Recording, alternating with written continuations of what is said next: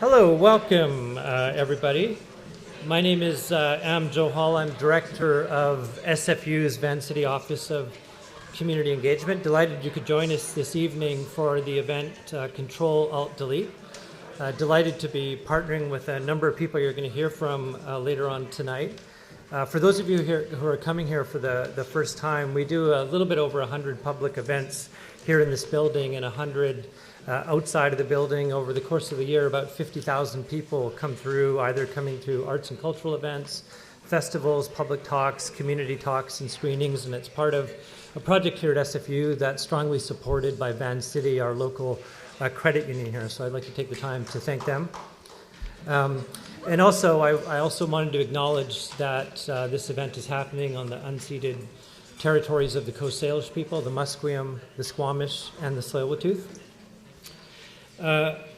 Moderating the discussion this evening is going to be Romila Berryman. I had the great privilege of seeing her as a keynote speaker for a conference called Women Transforming Cities a few months back, and I'm going to a lot of talks outside of this building as well, and I really liked what she had to say. So I approached her to put together a talk this evening. She's been a tech journalist for the past few years in Vancouver. She started up the tech section for Van City Buzz, and she's worked with BCTF. So please, everyone, welcome the impresario for this evening, Romila Berryman.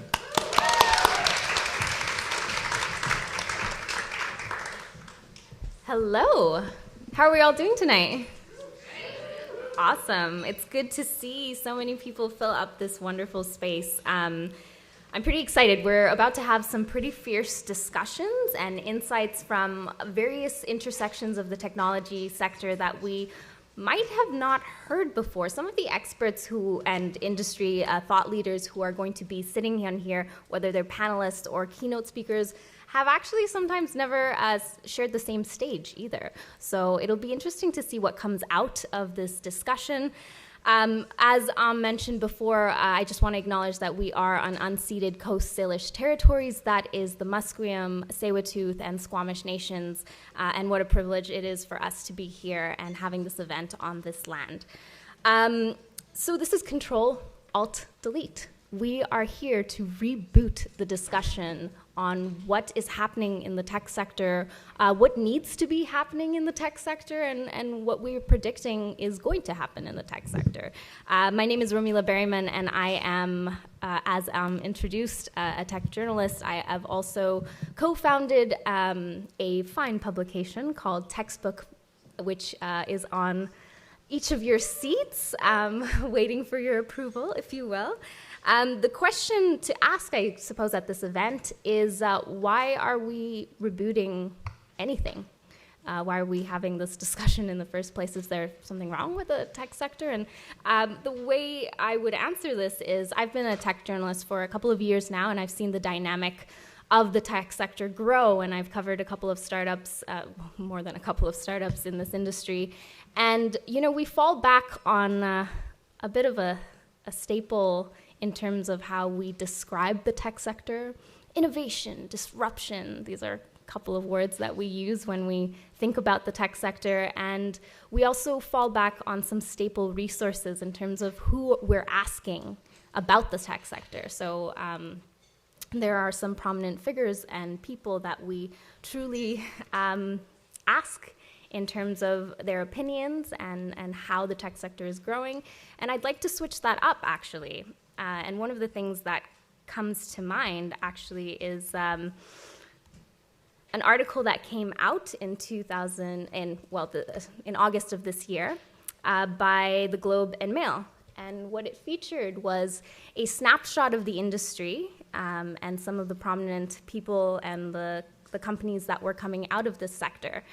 And as you can see, it's you might recognize a few faces in there. There's Ryan Holmes in the middle, and there's quite a few other people if you can recognize them. And this is what I mean by the staple snapshot of what we think of the industry when we see it. And what I'd like to suggest is perhaps the tech industry looks a little bit more like the panelists that you're about to see tonight. So without any further ado, please help me in welcoming our first keynote speaker, Melody Ma. She is, it was funny when when we first reached out to Melody and we asked her to be a keynote at this event, we had to ask her, how would you like to be introduced? Because she is part of more than a few organizations. BC Youth Coding Initiative and Hour of Code is just two of them off the top of my head. But she's a developer at MEC, Mountain Equipment Co-op, and she problem solves and she designs solutions every day. So please help me welcome Melody Ma as our first keynote speaker.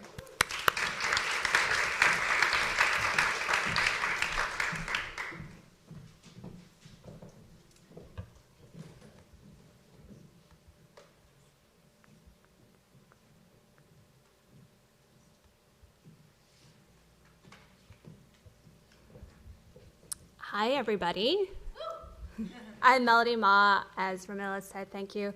I'm a web developer and a Kids Coding Advocate, and today I'm going to talk about my Ctrl Alt Delete story, my restart story of my career, my life. So before I was a web developer, I didn't start web development until a year ago. That's when I started coding. I used to be a product manager, so on the business side of technology, I worked very closely with web developers. And what I would normally do, my typical, year would be I would create these requirements or my vision of this grand product. I would give it to the developers. They would go off in their little black box of developers and create this product at the end of the day. And I was always extremely curious, what did they do in that black box? What happened in that black box of developer, and can I be a part of that too? Can I also create? Can I also make things and create things out of my imagination? So what I decided to do was I quit my job and go to a coding boot camp where I learned how to code in 8 weeks. And it was probably one of the most intense experiences of my life. And during coding boot camp, I was creating this little game called the Penguin Casino.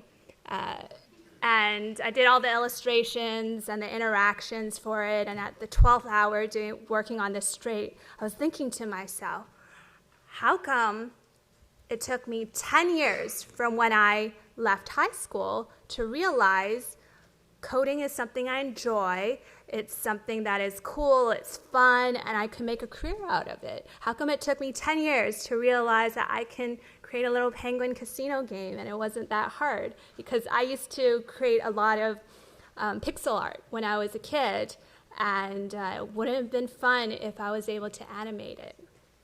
And I thought, well, reasons started floating in my head at 1 a.m. in the morning.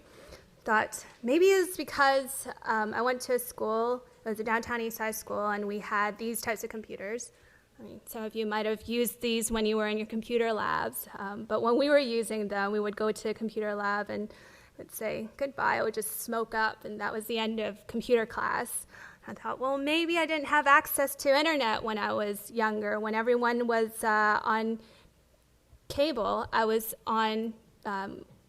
still on dial-up, fighting with my grandma to get internet. Well, maybe it was just I didn't have access to technology. Or maybe it was a different reason. When I was in high school, I took all of the arts and humanities courses. I took all of the sciences courses, but I never had the elective to take computer science. It was never an option until I graduated from university and realized technology could be a career path. So earlier this year, I had a New Year's resolution. And if you know me, I make either no New Year's resolutions or I make very, very ambitious ones. So this year was a very ambitious one. And I thought, I don't want other kids to follow the same path, the same windy road that I did to consider to start a career in technology. What if every K-12 student in BC gets to learn how to code in school before they leave high school? you're probably sitting here right now thinking, Melody, you're just so ambitious. This is impossible. It'll never happen because of all the bureaucratic lines that you'll have to cross. Well, it's actually not that innovative and not that crazy. In fact, many places in the world, many countries, cities, even provinces have introduced coding in education. So, for example, in the UK, they start their kids as young as 5 with coding, and it's a mandatory component in their core curriculum. And this is their second year running this. In Australia, they're a fast follower. They just announced it to explore it. In Chicago and New York, they've committed to 5 10-year plans on pathways to computer science. Estonia and Finland, they've been doing it for ages now.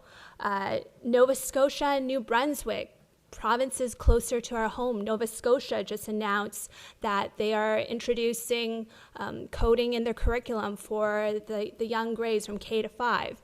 And New Brunswick, just a ton of innovative collaboration between government, industry, education on maximizing the exposure of coding for their children.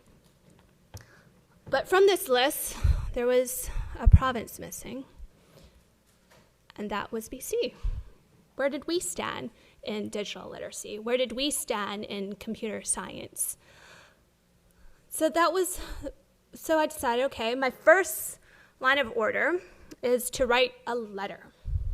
I'm going to write a letter to the Minister of Education. I'm going to tell him, you have to put coding in our schools. And the reason is also because they've just relaunched the curriculum for K to 9 across the board in terms of how we approach all of the lower grade studies. And so I thought, when I looked through the curriculum change, I didn't see any mention of coding or programming or computer science, and I was just shocked. I think I found, 3 links down, there was half a sentence on digital literacy in like biology or something. So I thought, I'm going to write a letter to the minister, and he's just going to do something about it right afterwards. The funny thing is, many of people here might not know, but when you write a letter to a government official, they actually have to respond to you. Public servant, they have to respond to you. So I did get an email back, and it's the government, so essentially it was the staff of the minister at the Ministry of Education, and what he said was, thank you, but no thank you. I got darn. A few days later, he sent another email that was just as long and thoughtful, and he said, actually, I looked at our digital literacy framework, and I noticed that there's nothing on coding, there's no mention of programming or computer science, so I just decided to add those words in there and add, some thoughts in there. And I published it on the site for the ministry. I'm like, that's it? That was that easy? Just someone forgot to write an email to the ministry and just let them know that they didn't include computer science and that they should, and now it's a public document on the Ministry of Education's website. Well, he said, it's not that simple. The digital literacy framework is a comprehensive document that describes what the learning outcomes or what a digitally literate child in different grades from K to 12 would demonstrate to showcase that they are digitally literate. So my ministry contact, he said, why don't you do something about it? Because this isn't compulsory, but if you want to start something to get more kids coding, why don't you create a groundswell and demand for, something like this? So I did, and in fact, we did. What we created was this collective group of organizations from government, nonprofit, education, industry, who are working together on this mission and vision of getting kids more exposed to computer science in BC. One of the organizations that I lead in BC is a national organization called Kids Code Jeunesse, and we do workshops around the Lower Mainland in public libraries and Microsoft stores, in schools, on exposing younger kids to coding, and many of them, they don't even know what code is, they just think it's cool.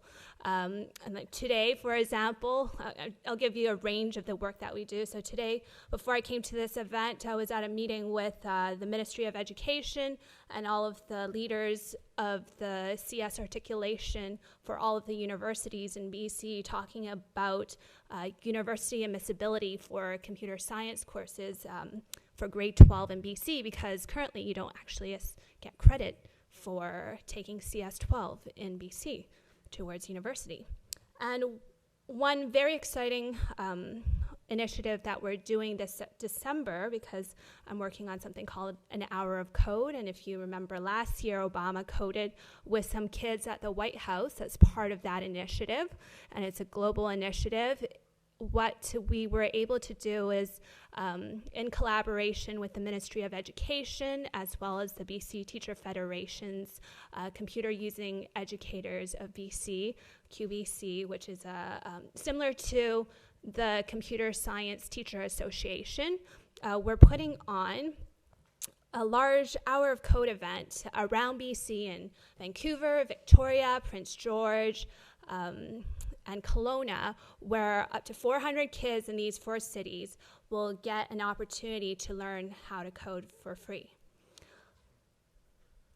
So this is just the start of a restart of how we view coding as part of our education. I like to think about this, where we're in right now, this transition phase, is similar to back in the day, this biography I read about Isaac Newton. When he was in his youth, he was not very good at school. He was a terrible student. And the reason was, back in those days, they didn't think that science and mathematics were worth teaching. So all he had to learn in school was Latin, literature, arts, humanities. And so he was very bored, and he didn't do very well in school until he went to university. So we're in this transition phase right now. We're rebooting the conversation about where computer science lays in our education for our next generation. And this is also the start of my restart, my own personal story of how I went from a business, a product management role, now to a technical web development role. And hopefully, by doing this work, we would clear the path for other students and other children in the future to take a straighter path than I did.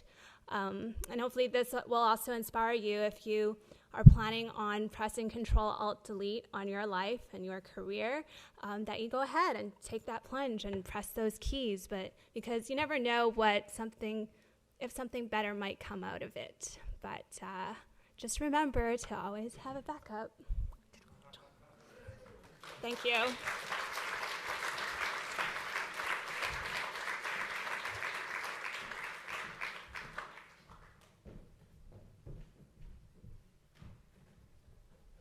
I think very few interesting stories ever come out of someone sending an email.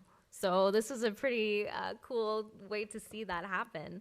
And speaking of storytelling, the bulk of what you're about to hear tonight is the stories of people's experiences and their expertise. So Amy Rotherham is not a stranger to storytelling. She is the account executive at R Squared Communications, and she has worked with clients such as Slack and Trello, and I don't need to go any further on about her because that is impressive enough to have her on stage. Please help me welcome Amy Rotherham.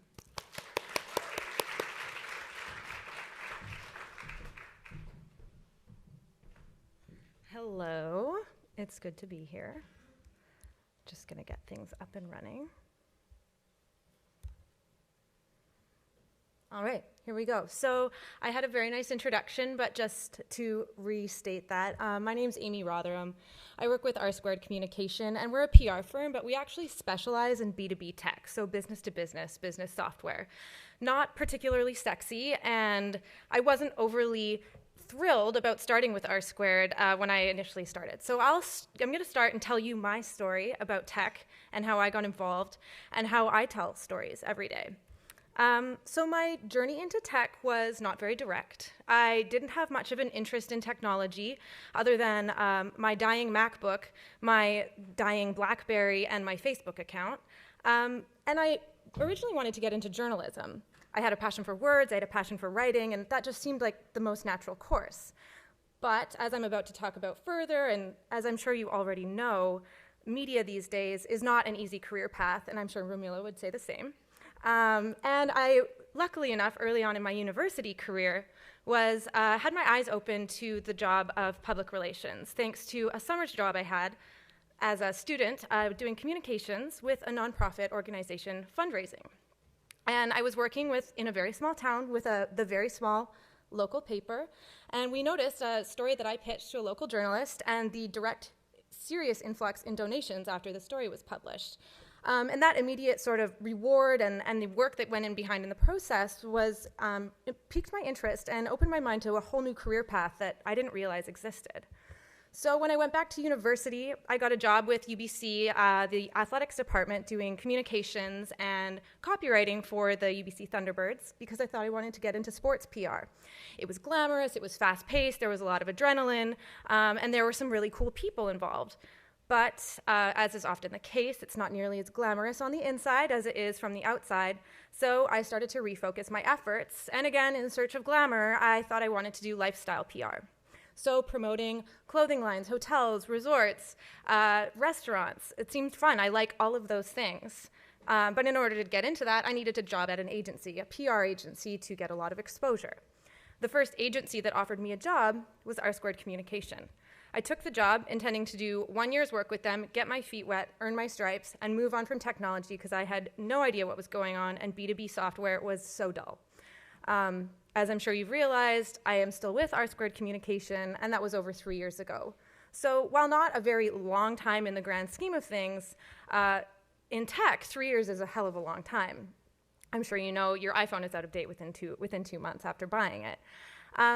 I quickly learned, once I got up to speed with all of these strange acronyms, B2B, B2C, I could go on, I really loved it. I was working with technology that was actually changing the way people live their lives. I mean, typically it's through work, but we spend so much time through work. If I can simplify the way you do your job or help simplify the way you do your job, then that's a big difference, and it makes people happy, and it's a lot more rewarding than promoting a new line of purses, which, don't get me wrong, I still love, and I'm a sucker for lifestyle PR on the consumer side.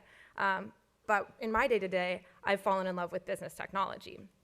So with R², I've been lucky enough to work with some pretty incredible companies and some even more incredible people.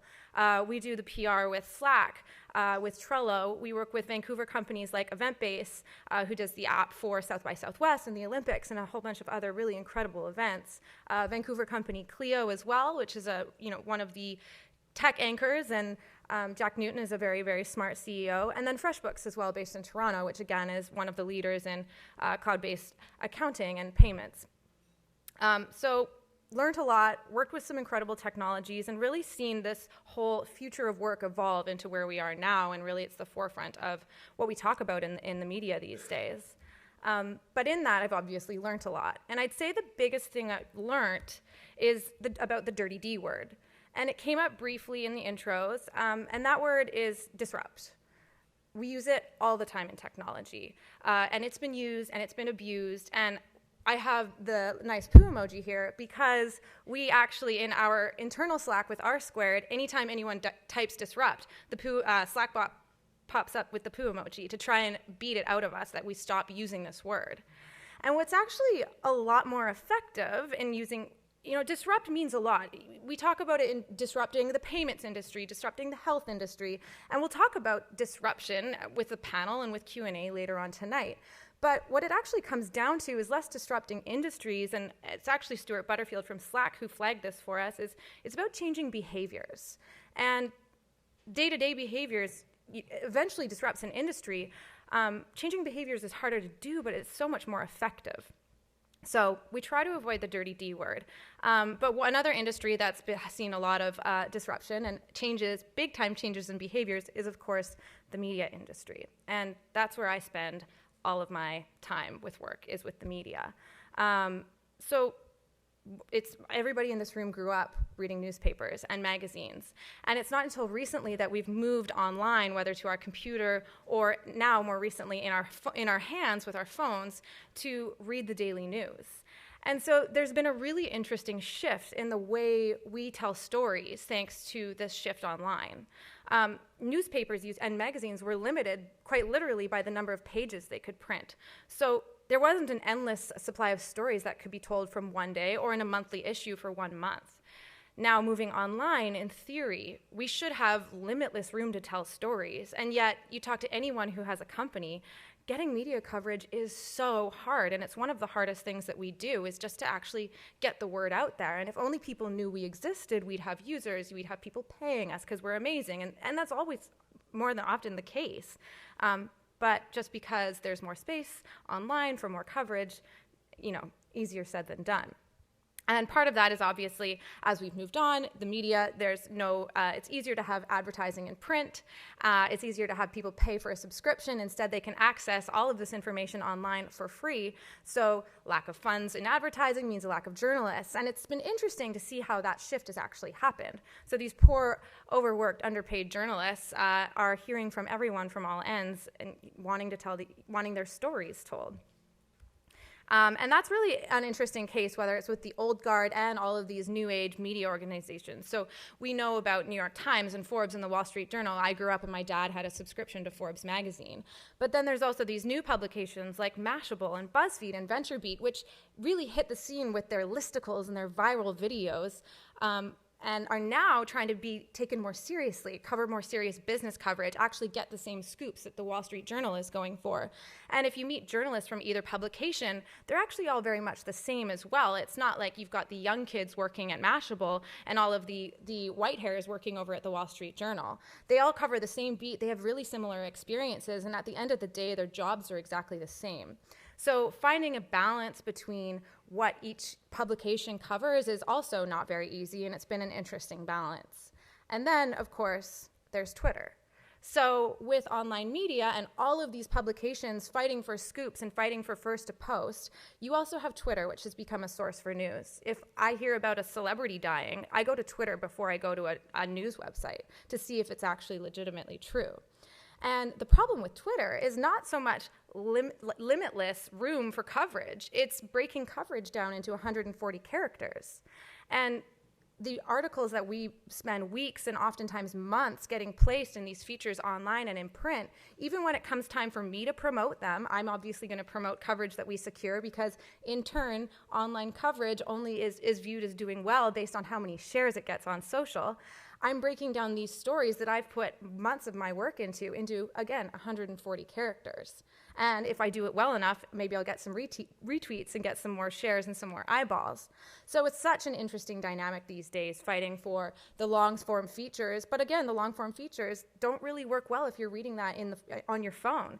I can only swipe so much, and you're maybe doing too much of that on Tinder already and getting finger fatigue. But anyway, the client that we've worked with the most, and that probably has the data anyway to reflect the power of the word of mouth, is Slack. They're a media darling these days, and obviously we're very conscious of the goodwill of the media and know that nothing like that lasts for long.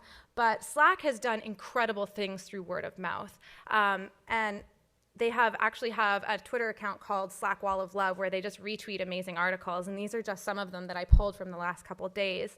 And Slack they launched publicly in February of 2014. They didn't hire anyone in marketing. Their first hire of marketing was in December of 2014, and that was a CMO. So all of Slack's crazy, crazy growth was thanks to passionate fan base of users and the Slack Wall of Love and quite literally through 140 characters, and then the media coverage. We started working with them on the fly when they launched in beta in August of 2013, and then were brought on full on as their agency of record shortly after in the summer after their public launch in 2014. So this chart actually shows it really well. This is a chart of their business growth. We see public launch in February, 20,000 users, and the GIF should go up. There we go, goes from there. And it continues to grow. They're now worth $2.8 billion. That was announced in April of 2015, earlier this year. And we're now, as of the fall, at 1.1 million users. So their growth has been astronomical. And I think any founder in this room would be happy with half of that. So Slack is incredibly lucky, and it's due to a whole number of different factors, but media has actually played a big role in that, and you can see the media impressions chart actually looks pretty similar. And so we started small, and it's just gone up since then. We're very lucky in that Stuart Butterfield is very outspoken, and he's been around the block once before and already has a reputation in himself. But the work that's gone on behind the scenes in terms of PR is really interesting. And we like to say that PR is a bit like an iceberg, because what you see on top of the water is the coverage, and what you see underneath is the work that's gone into it in the meantime. So this hasn't been a fluke. It has been very strategic, and it's something that we've definitely had to tweak as the company has grown and as the profile has grown. But as I said before, nothing good lasts forever. News cycles come and news cycles go, and we're very conscious of that. And just generally, moving away from Slack.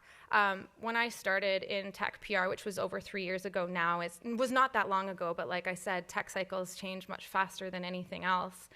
We were talking about bring your own device and the move to mobile. And now that seems like that was 10 years ago, not 3 years ago. And now we're talking not about the move to mobile, but just mobility in general as a topic, and also the future of work. The future of work is something that I talk about every single day, and I feel like saying that sentence is becoming almost a dirty D in my world. But the future of work is so important. I mean, we've got all these tools like Slack, like Trello, we've got Box, Dropbox, Google Drive. I could go on. There are a lot of leaders in this space that are doing amazing things that are making our lives so simple and streamlined, and everything's online. But there's also the future of work. There's another topic that comes up. And this is where the storytelling and the media is so important. Because as a PR person, I get to pitch product stories. I get to pitch funding announcements.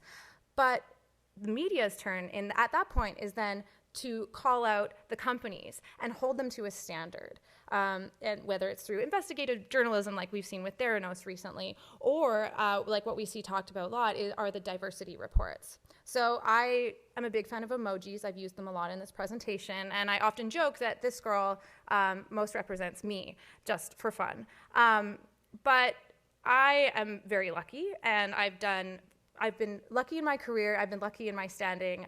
The only strike I really have going against me in the business world is that I'm not a white male. But other than that, I'm doing pretty well. And so the great thing about the media recently is that they've been trying to hold all of these companies to a higher standard. No one's doing very well, but some companies are recognizing that it's a problem, and they're starting to do something about it a lot earlier. And a lot of that has to do with the media coverage.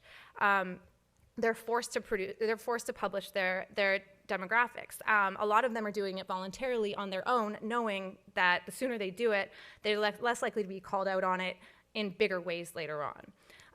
And again, the more we talk about it, the more we're forcing these founders. When you're looking for a co-founder for your company, you're looking beyond what you are and what you know, because there is strength in diversity. It's something that's said all the time, but it's so true. And we see the numbers and the companies that do better when they do have, more women on the management team, more, different genders, ages, whatever, working in dev.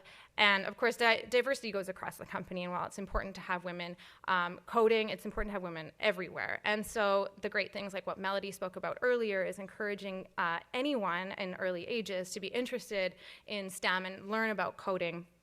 And then these boot camps, again, like what Melody did to sort of restart her career, is pretty incredible, and it's so necessary and so effective. And so it's something we're starting to see here in Vancouver, and it's something that I think I'm very lucky to be a part of, especially being here tonight. And you have to appreciate the Ctrl Alt Delete, the reboot, the restart of the conversation, and bringing different people in to talk about it, because the more perspectives we have, then of course the more we're going to see and the more success we'll have in future years. There's a lot to do, but I really, and obviously I'm biased because I work with the media every day, but I think in the last 6 months I've never heard such a conversation around diversity in tech, and I just hope it continues to move forward. And so I'm looking forward to being a part of that conversation, both on the PR side and then on things like this as well.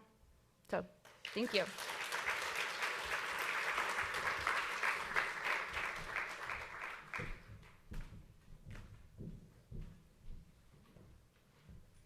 I'm reminded of a panelist I went to see with the president of Science World, and he was asked, by a journalist in the crowd, you have two kids, a daughter and a son. How important is it for them to be part of the STEM field? And he said, I don't care what my children do, actually. It's not for me, the point is not for me to force them to get into STEM. The point is, if they want to get into it, that I don't discourage them out of it. And that's a little bit of what your conversation reminded me of. Whose head is buzzing right now? This is a lot of information to take in, and this is some great conversation that's happening right now. And we haven't even started the panelist discussion, so let's actually get into that. Please help me welcome our panelists onto the stage, and they're going to introduce themselves. So let's get that started.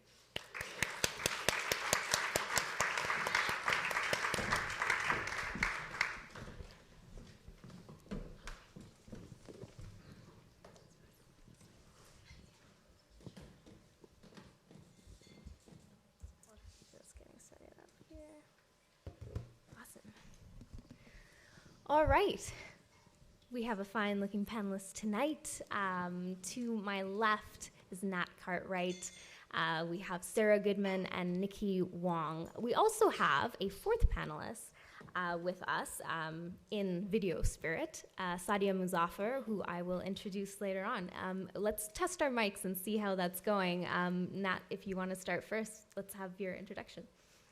My name is Nat Cartwright, and I'm the co-founder of a company based just across the street called Peso. And what we do is we make it really easy for you to share money with your friends. So it's an app. You can attach a credit card to it or a debit card to it and share money instantly via text message to anyone in Canada. And I kind of fell into fintech, but it's been a great ride so far. Welcome.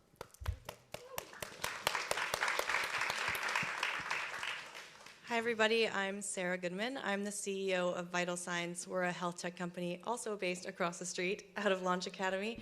And our first product is called iHeart. It's a fingertip device and mobile app that determines how old you are internally in 30 seconds by measuring a primary health metric that you've probably never heard of. Wait, what's that primary health metric? It's called aortic stiffness. And if anyone wants to test out our device later, I'll be here. Yes, that's very sexy. Hi, I'm Nikki Wong. I'm the program director at Spring Activator, and we are an entrepreneur resource hub for early stage entrepreneurs. We help them launch, grow, and create positive change in the world. So we sit very firmly at the intersection between tech and impact. We'll also be hearing, oh yeah, please, let's do that. We'll also be hearing from Sadia Muzaffar tonight. She's a tech entrepreneur and advocate for diversity and equity in science and technology. She's also the founder of Tech Girls Canada and the senior director of marketing at global software firm Audience View. So we'll hear a bit of clips from her as the night goes on. So the idea of rebooting this conversation, I want to talk about the founder's story. Dun, dun, dun. It's so often that we hear the lone wolf founder's story. The one individual that goes through all of this hardship and then comes out on the other end with all of this triumph completely by themselves. They're the Steve Jobs of insert industry here. But this is very often a glazed narration of the events that actually occur. And what we see when we strip down the story is there is a larger community that has been behind this person, other communities who have believed in the business or believed in the idea from the start.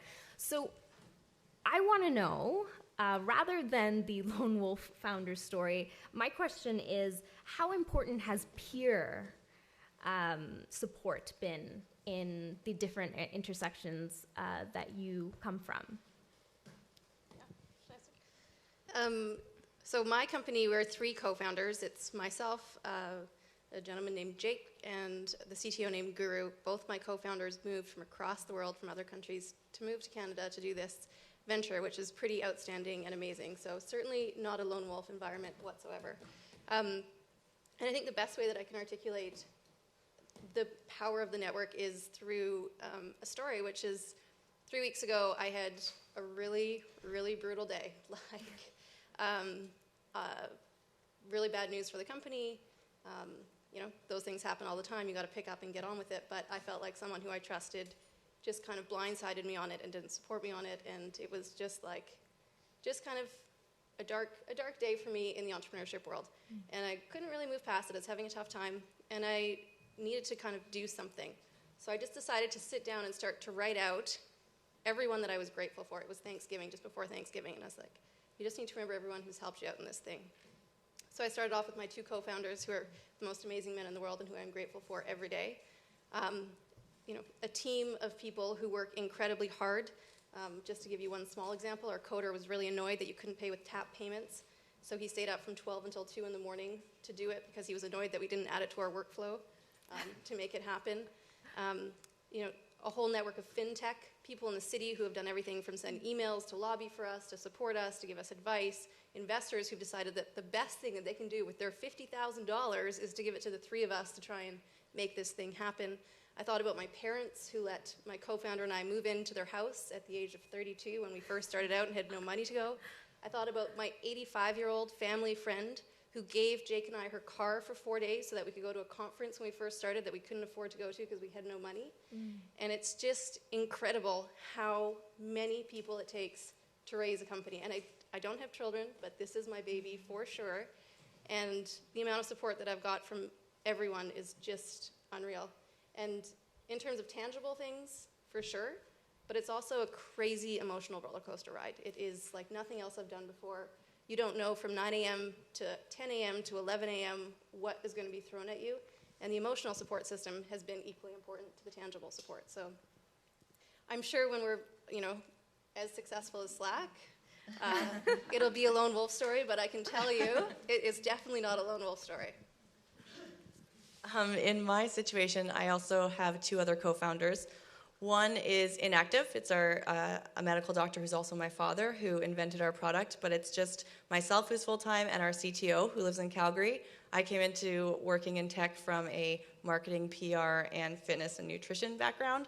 So 3 years ago, I knew nothing about the tech industry. And since I've started, I realized quickly how amazing people were in this tech community. People will just bend over backwards to give you an introduction to somebody. Nat did that actually the other day for me. But especially, and I know we aren't at a Women in Tech event, but women in tech, we're a small group, but you'd think it would be kind of competitive, and everyone will just do anything it takes to give you that introduction, to set you up with some opportunity and investors, anything. So for me, like the emotional roller coaster, yes. The learning and every day being so different, yes. But having people in places like Launch Academy where you have access to mentors and just people that you can bitch to and like,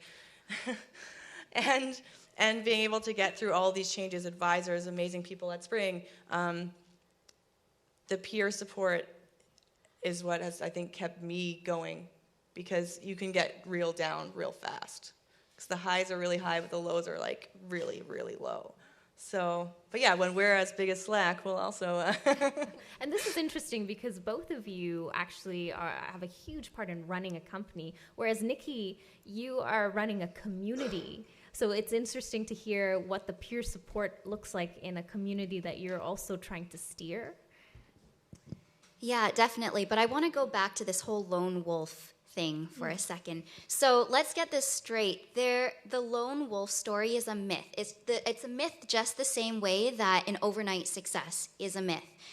Even though it may not be as sexy, they may not get the spotlight, there is always an entourage of people, whether they are official advisors, mentors, whatever it might be. Your peer support system includes friends, it includes your family who has supported you, your parents who let you move back into their house, all of that. And the Marcus Friends of the world, the Steve Jobs, they have all of these people too. There is no such thing as one single person making it on their own. And so that's something really important to remember. When you are in a community, I really place so much importance on building a very strong peer network. No, this is not investors, this is not advisors. These are people who are going through the same shit as you are. They know what the highs are, they know what those lows feel like as well, and not only are they there for empathy reasons, but it is so important to have those peers there as a way to compare yourself and to measure your own growth and motivate your own growth against them. So I'd actually like to speak about my peer system because a whole bunch of them are here today. My cheering section is here. That's awesome. So this is a group of amazing women that I met putting on an event called Cascadia Startup Day last year.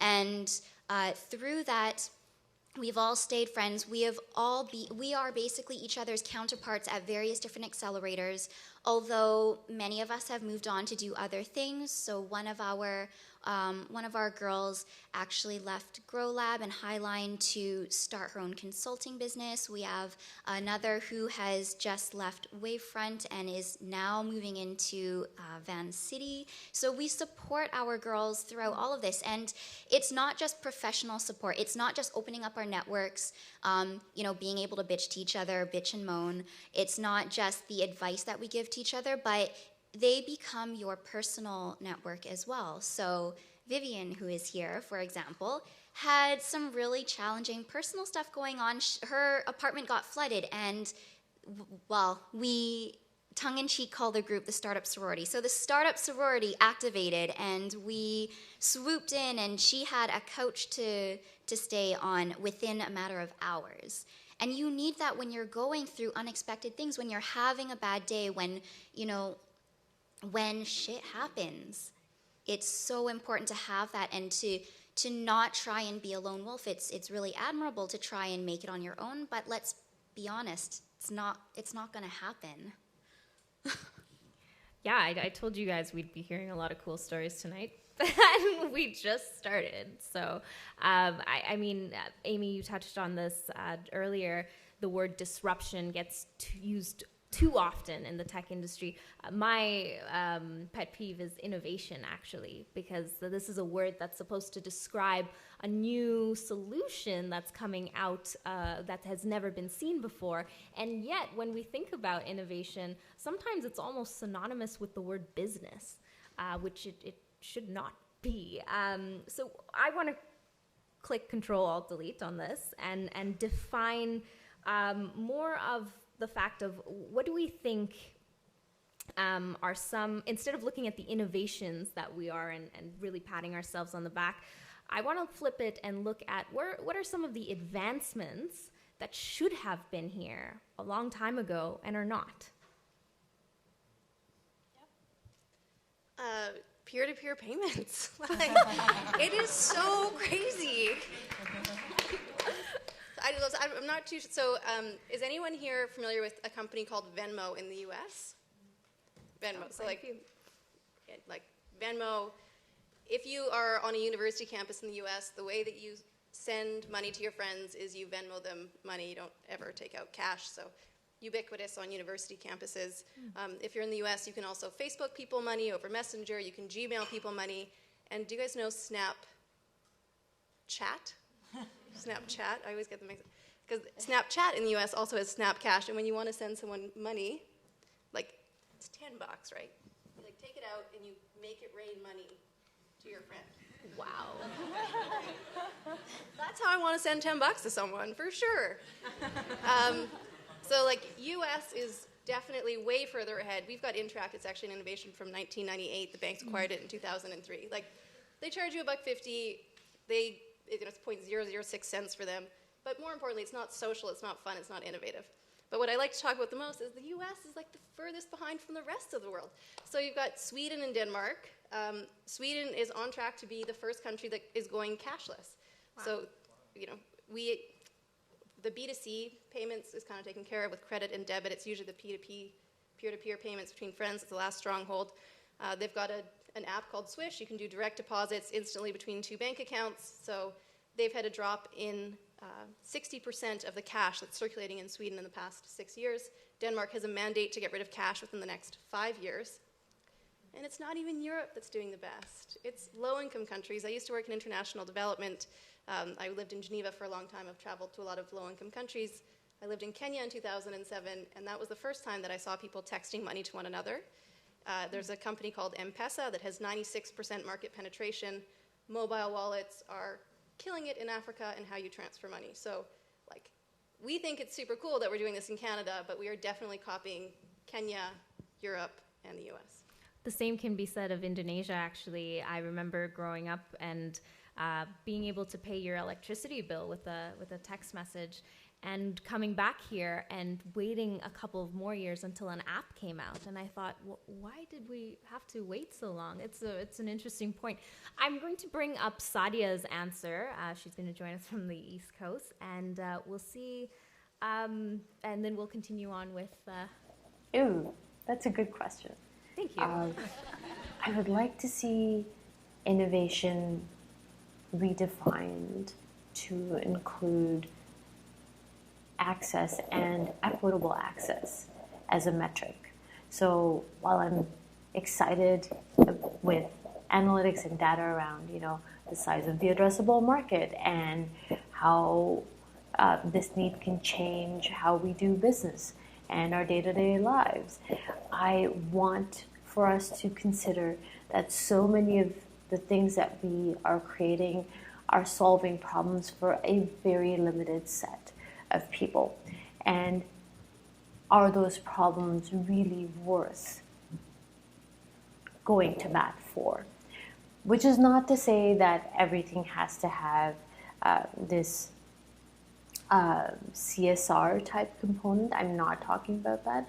I'm talking about actually involving people whose problem we're trying to solve. So the ethos of nothing about us without us needs to inform what we're doing. So if it's something that will address a market of women, a team of cis white dudes cannot build it and should not build it. There should be a diverse area of women involved in that process. If we're trying to solve the problem of access to the internet for a developing nation, the agency of the people who are there is paramount in this process.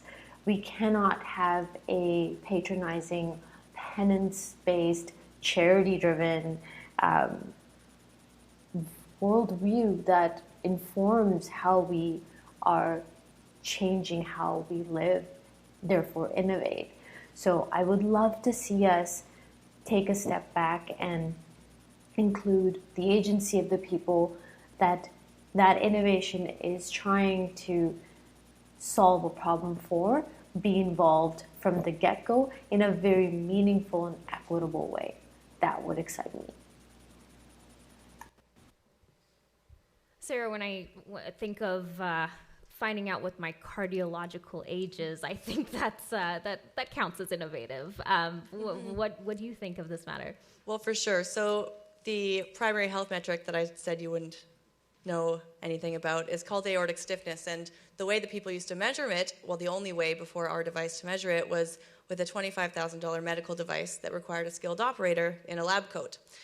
Doctors aren't trained on this, and the thing about this metric is that it's been proven in a wealth of scientific literature to be a marker of heart health, cognitive decline and dementia, and risk of death from all causes. So why don't we know about it? Why is nobody using it? So 12 years ago, my father went out to try to figure out how to create a product that would easily and cost-effectively measure this. And then fast forward to 3 years ago when he was doing this as a medical doctor just on his off time. And 3 years ago, he came to me and showed me a product that was designed by a medical doctor and a mathematical engineer and wasn't ready for anyone's eyes.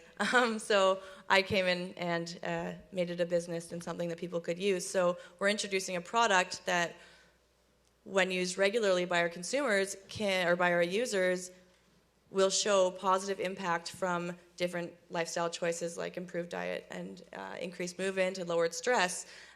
With heart disease being the #1 killer in America, like I think every 7 minutes somebody dies from a heart attack in Canada. And like, do you like your thoughts? Because I like knowing my thoughts. Like, if I have something that I could use to see where I'm at on a scale compared to people in my age range, so I can prevent losing my thoughts, then I would use it a lot. So what we're trying to do now is bring this metric to people's attention, develop studies so we can validate more than we already have against this the $25,000 medical device, and get it out there and get people using it. You know, you might have an activity tracker and you take 10,000 steps a day, but what do those mean? Our product shows objective evidence that those 10,000 steps are making a positive impact, or maybe they're not. Maybe a yoga class or something else helps you better. Everyone's different, and so this is something that people are going to use to understand how their body reacts to things and then tweak their lifestyle so they live longer. I think that's pretty innovative. Yeah, I think so too.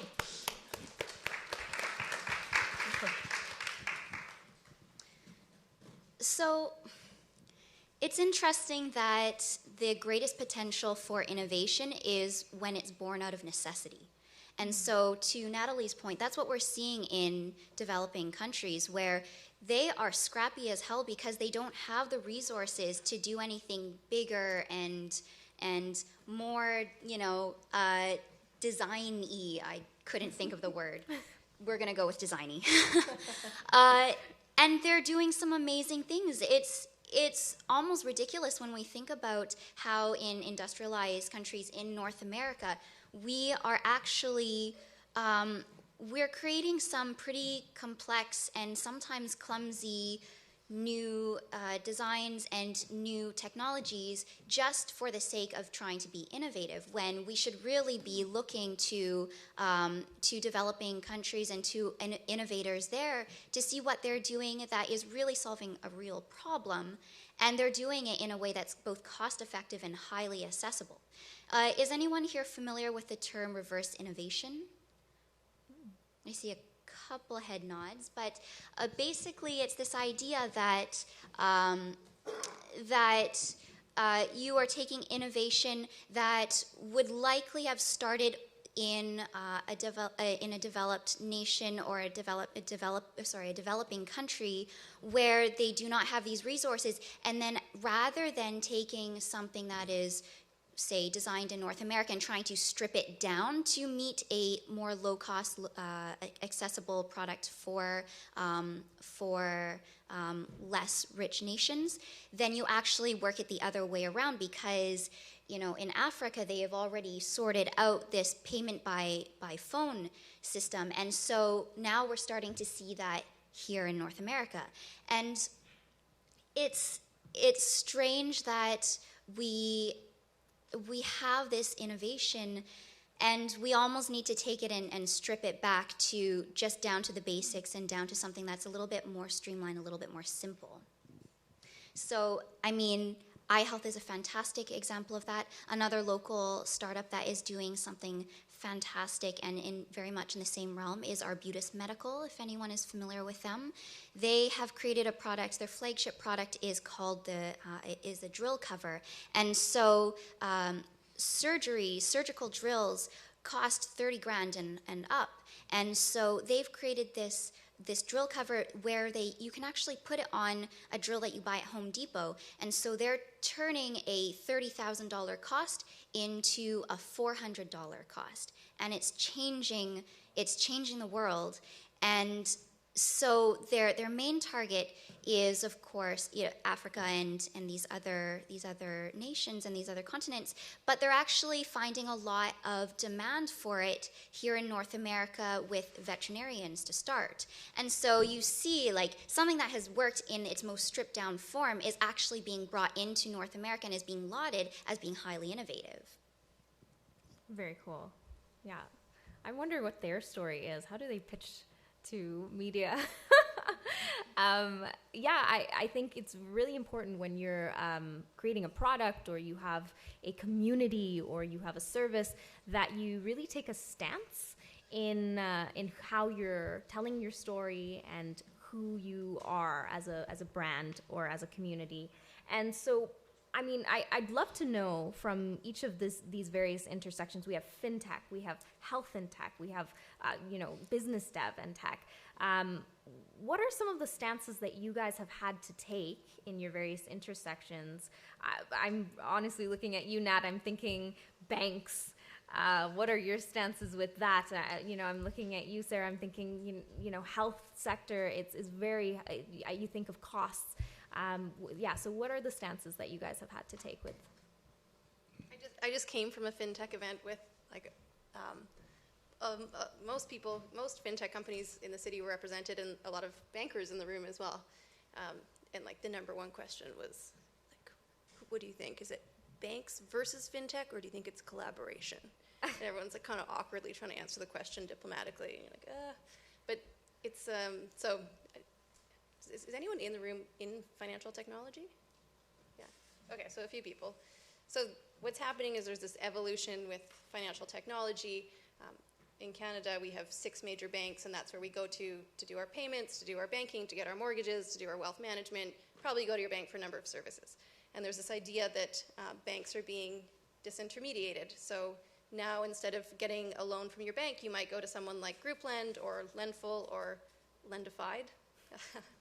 To get your loan, and it's a fintech company that does it. You might do your peer-to-peer payments through Peso. You might pay your rent through Rent Moolah. You might do your investments through WealthBar. So increasingly, there's these tech companies that are owning the customer relationship, which poses a big threat to bank, because that's actually how they cross-sell you products and where they make the majority of their margin.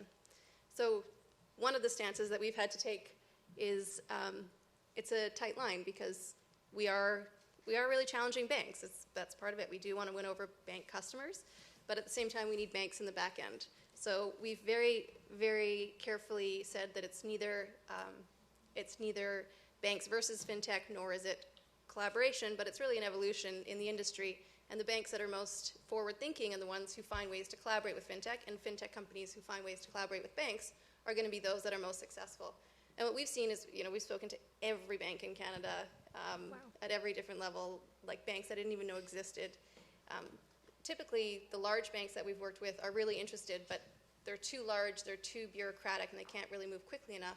Whereas the challenger banks like Tangerine and Alterna see fintech as a market opportunity for them. So those banks are really interesting to work with. And then the other stance that we've had to take, which I'm sure every entrepreneur in the room knows, is that you just have to make sure everyone knows that come hell or high water, you will be successful. And that is that. So we will be successful. Very cool. On our side, when we launched our product 10, 11 months ago, we are a startup, we're bootstrapped. As I said, there's only a few of us. So we wanted to launch as easily as possible. And to do that, we didn't want to get any medical regulation. We're a health and wellness product, which is fine. And we can work with a lot of different health and wellness professionals. There's a really thin line with Health Canada and the FTA. If we went and diagnosed anything, or on our website or in our app, we can't make any claims. So we very much had to solidify the statement that we are not a medical device, and that we're not going to tell you if you're going to have a heart attack or drop dead, and you should not be taking your internal age reading super literally. It's just a starting point.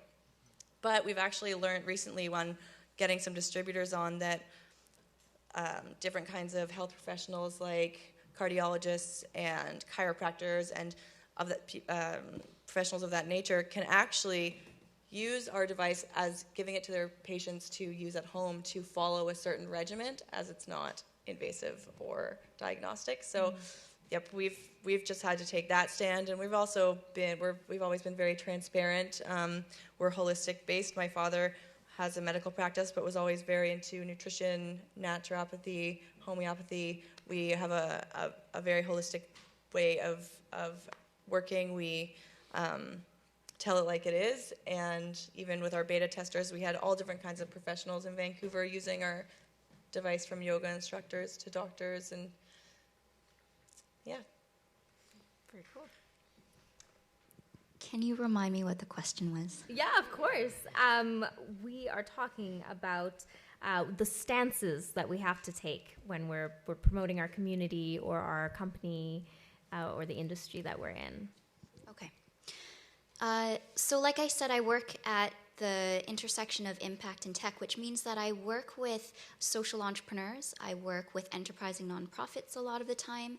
And there is a huge misconception that you can't be profitable and financially successful and do good in the world. And that is, there's nothing further from the truth from that. And so the stance that we've taken at Spring is that the two not only go together, but they should go hand in hand in order to affect the kind of change that you want to. You do have to have the revenue, you do have to have the credibility, you do have to have the operations and scale in order to affect that change. And so that is definitely a learning curve for people who are starting to explore social good and social impact in a business. And as Sadia mentioned as well, this is doing social good beyond the CSR requirements of a company, and that's very interesting to hear. I think that's a very new intersection in technology, is being a company of your own intersection, but still thinking about, well, how am I creating impact more than just in a monetary style or giving away to charitable goods. So the next question, and this is the last question before we open it up to the audience, is failure. Now, this is another success story that keeps being told. Founders boast about their failure story quite strategically, actually. It comes about when they're in a good place in their company and they don't have much to lose, and it only comes about once after it's been told, and then they've never made a mistake their entire career, of course. So we're going to hear from Sadia first, and then I'd love to hear from the rest of you. I think there are particular kinds of failure that we don't talk about, right? So there are the kinds of failures that are, not cool or sexy, like depression. There is stigma around that. So that does not get talked about nearly as often as it plagues so many founders and entrepreneurs. But there's a very particular kind of failure that I think we're talking even less about, if at all, which is our failure to create companies that have value sets beyond bottom lines. And founders, many of the founders that I know personally, are idealists, right? They want to build something from scratch where there was nothing.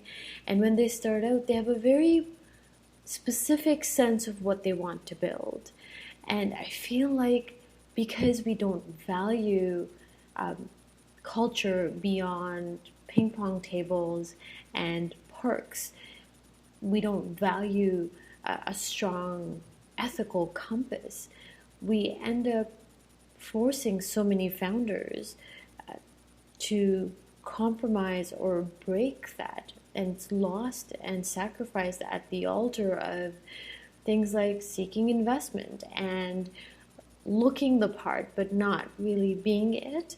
And that's a kind of failure that is so fundamental, because it is the failure of a generation to provide, access to the most lucrative set of opportunities the human race has ever encountered.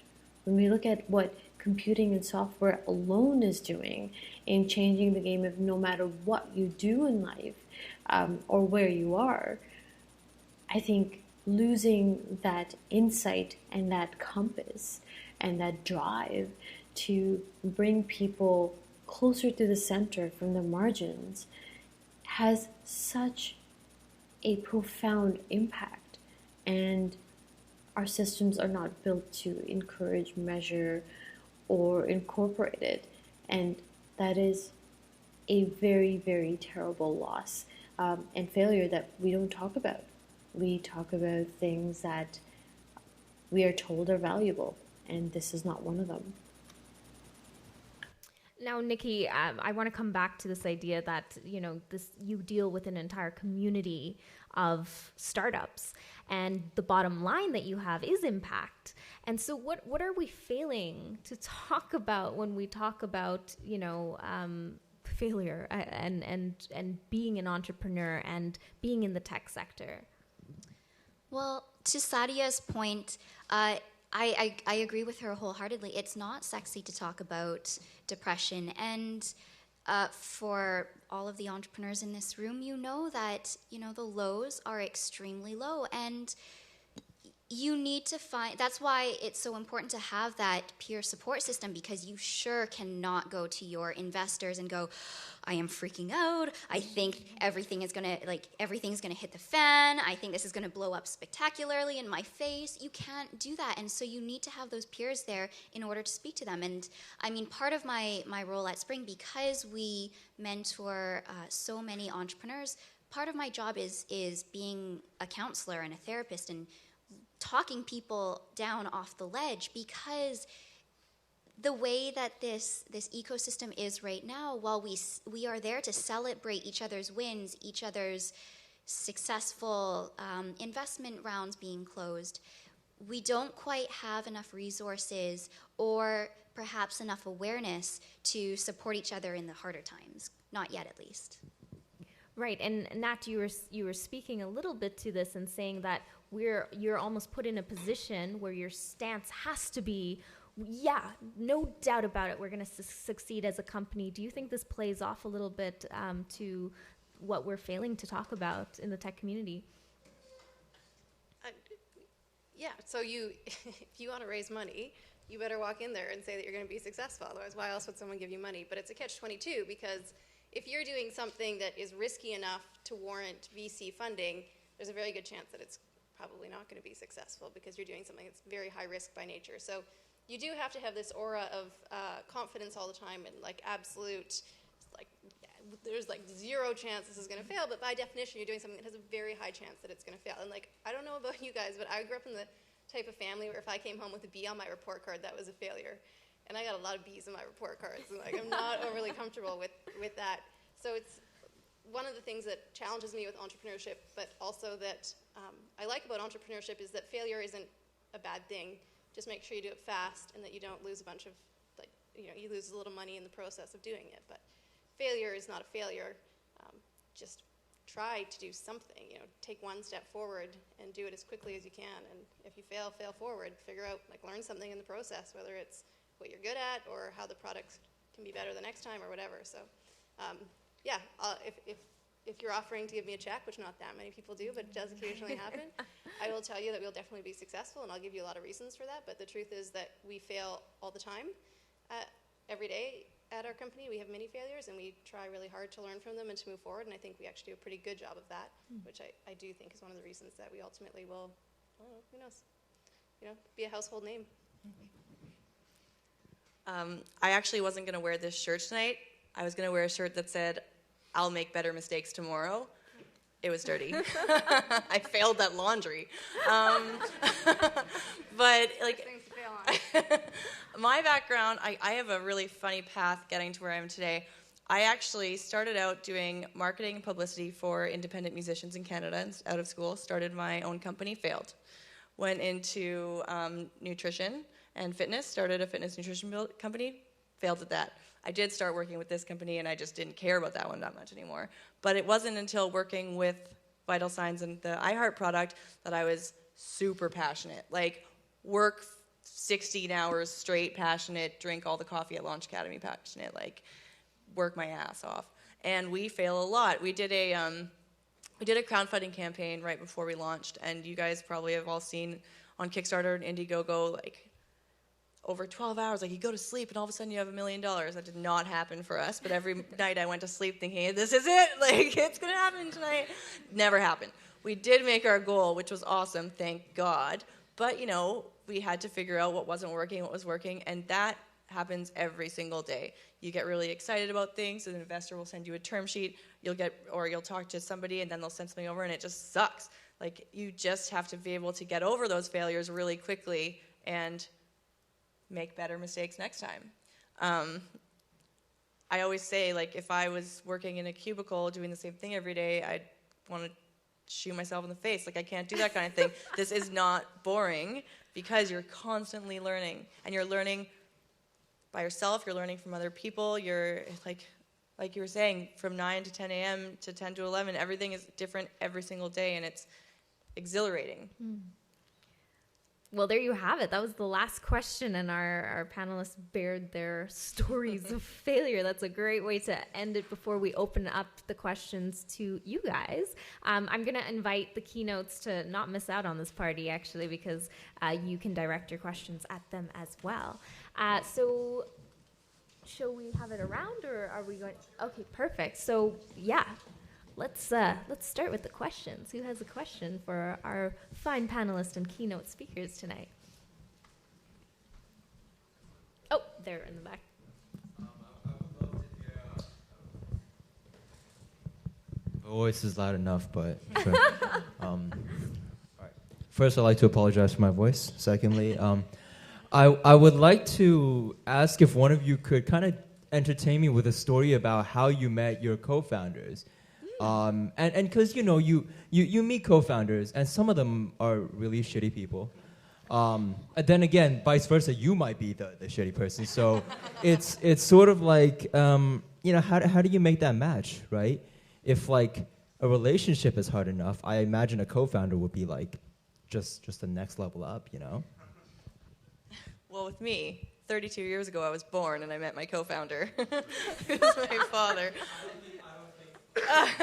But working with family is just as difficult as working with just a random co-founder. It's always a journey in being able to talk things out and hash things out and not be too emotionally driven and be realistic and reasonable.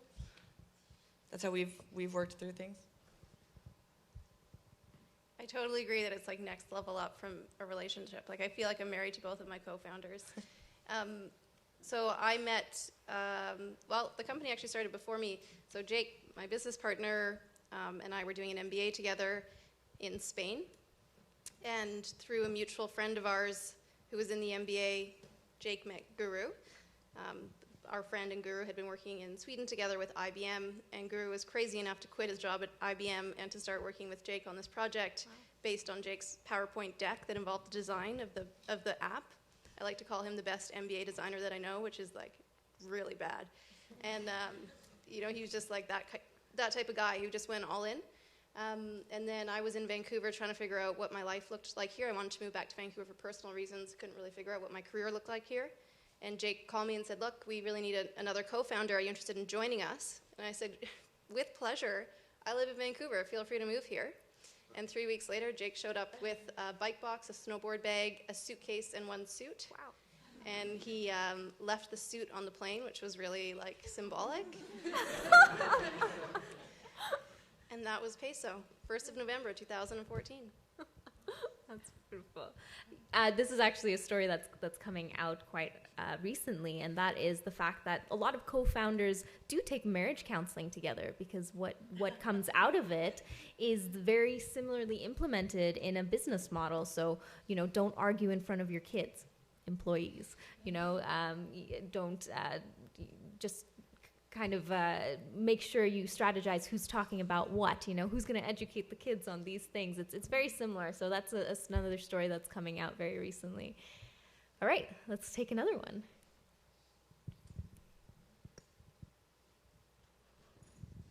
Hello, everybody. Hey. Okay, so the question tonight is a little bit more about whether or not we should hit the reboot button on funding announcement. So we talk about depression, we talk about kind of like, let's celebrate this funding, let's share the story, how we got to the funding and what we're going to use with the funding. And I remember a while ago, I think it was Sam Altman or somebody else tweeted out, you know what, founders, remember that the amount of money that you raise, the valuation of your company is not the value of your self-worth. And I think as founders, and I've worked with founders as well, just like Nikki, I'm seeing that sometimes we attach our value to the value of the company and to the value of the money in. So the question is, should we hit the reboot button on the way we share funding announcement? I think part of it depends on how much you're raising. There's a lot of companies raising a lot of money these days, and if it's under $10 million, you're going to have a really hard time getting press outside of Canadian media like Tech Vibes and BetaKit, which thank God for them because they champion Canadian tech. But yeah, but and I know this isn't quite the question, and I totally agree. You shouldn't attach your self-worth to the valuation because a lot of people have already said valuations, you know, they're based on some things, but they're also just kind of pulled out of wherever, whatever number you're both willing to agree on.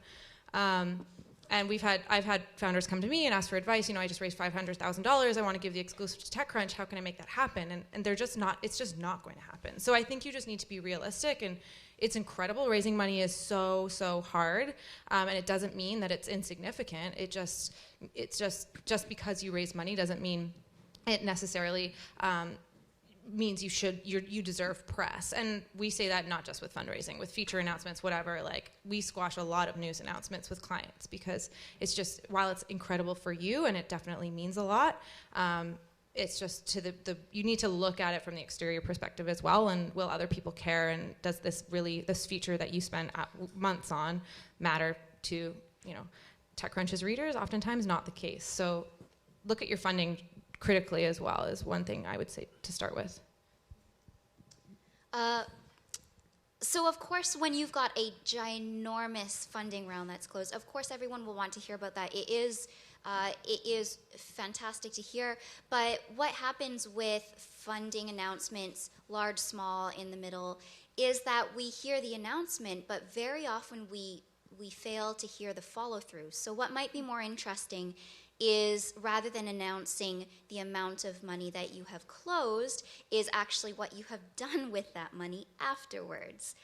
That doesn't always get to press, sometimes because a lot of that money has been wasted, but it's more interesting to hear about the progress than it is to hear about the dollar amount, in my opinion.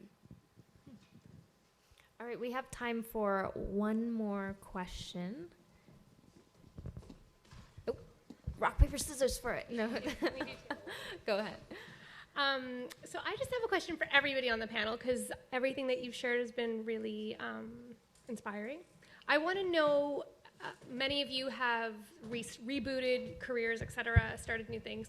What's the one thing that you've learned about yourself? Something that maybe you didn't know that you were capable of, but undergoing this has really taught you, like, holy shit, I'm the bomb at, or just something that really empowered you out of this experience, this new experience. Yeah. Start with Nat. The best question ever. You're like, I think that's just it. Increasingly, as the world changes faster and faster, we're all going to have to evolve. Jobs that maybe we were trained for won't exist, like, being someone who does social media marketing, that was not a job when I went to university. Now it's like every second job posting. So I think we're going to have to evolve our professional skills increasingly quickly, and I can do that. I went from managing HIV grants in Geneva to running a fintech company in Vancouver, and there's zero overlap, so that's fine. Bring on the tech evolution. Yeah, very similar. Well, I just mentioned, I came from writing press releases about bands playing at the Roxy to, like, now 5 years later talking about aortic stiffness, and like learned about a whole medical field and able to promote and spread the word about a really cool new project that's also something that I'm really proud of, because it's my father's baby that I've been able to put out into the world. So just, being able to overcome obstacles and learn quickly and change fast. So as of right now, I'm not a founder, but being steeped in the startup community, what my biggest takeaway is that I can be a founder, and it will happen sooner than later. And this is wild for me, because I started out the complete opposite from this. I mean, coming out of university, I was in marketing communications. I worked at a multinational creative ad agency. I worked in a cubicle. I wore a suit every day, and I hated it. But this is a total 180 from what I've been doing, and I never thought that I could run my own business. but now I'm starting to have second thoughts about that. And it's extremely, extremely inspiring to see people, founders who, for the first time, they are letting go of their daytime jobs and they are taking that leap of faith with themselves and jumping into the unknown. And that's what I see every day. And sooner than later, I'm going to do that myself as well. That's awesome. That deserves a round of applause. For me, I've obviously restarted my career, and one of the most interesting things is how your skills are so transferable. I actually have a medical lab science degree as my undergrad, so completely irrelevant to tech. But when I hopped into the business side of tech, I'm like, wow, a lot of what I learned in medical lab sciences of how approach problems and create solutions also apply in product management. And going now into web development, the same thing, computational thinking, the way you communicate with your peers, working on teams, exactly the same.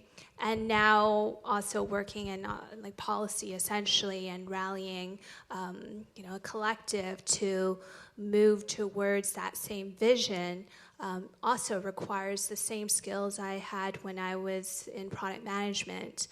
Today and this morning when I was at the meeting with the universities, we were talking about the strongest indicator of success in a computing science degree. And out of all the courses that you would take in high school, very interestingly, the one that indicates success and great outcomes is actually English. So transferable skills are very important.